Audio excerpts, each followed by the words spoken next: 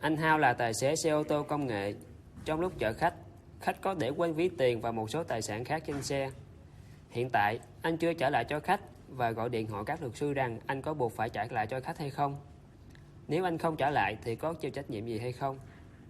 Sau khi nghe anh Hao trình bày, luật sư đã đưa ra những lời tư vấn như sau. Việc hành khách để quên đồ trên xe, tài xế nhặt được và cố tình không trả là vi phạm quy định của Bộ luật dân sự 2015. Cụ thể, điều 230 Bộ luật này quy định, người phát hiện tài sản do người khác đánh rơi, bỏ quên mà biết được địa chỉ của người đánh rơi hoặc bỏ quên thì phải thông báo hoặc trả lại tài sản cho người đó. Nếu không biết địa chỉ thì phải thông báo hoặc giao nộp cho Ủy ban Nhân dân cấp xã hoặc công an cấp xã nơi gần nhất để thông báo công khai cho chủ sở hữu biết là nhận lại. Như vậy, việc anh Hao nhặt được ví tiền, điện thoại, tài sản của khách hàng để quên trên xe mà không có cách nào liên hệ với khách thì phải thông báo, giao nộp cho Ủy ban Nhân dân xã, phường hoặc công an xã, phường gần nhất. Trường hợp anh Hao cố tình không trả sẽ bị xử phạt vi phạm hành chính theo Nghị định 167/2013 NDCP.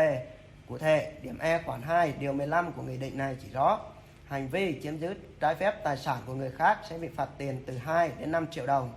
Đặc biệt, nếu giá trị tài sản từ 10 triệu đồng trở lên thì anh Hao có thể sẽ bị truy cứu trách nhiệm hình sự về tội chiếm giữ trái phép tài sản. Theo tinh thần của điều 176 Bộ luật hình sự 2015 thì người nào cố tình không trả lại hoặc không giao nộp cho cơ quan có thẩm quyền tài sản trị giá từ 10 triệu đồng đến dưới 200 triệu đồng thì bị phạt tiền từ 10 đến 50 triệu đồng, phạt cải tạo không giam giữ đến 2 năm hoặc có thể bị phạt tù từ 3 tháng đến 2 năm.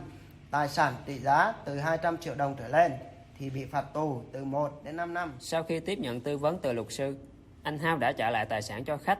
Qua đó, giúp anh Hao tránh được các rủi ro pháp lý mà anh Hao có thể gặp phải, đặc biệt là trách nhiệm hình sự, mà không cần phải đi gặp trực tiếp các luật sư. Anh Hao cũng gửi đến công ty những lời chúc tốt đẹp nhất.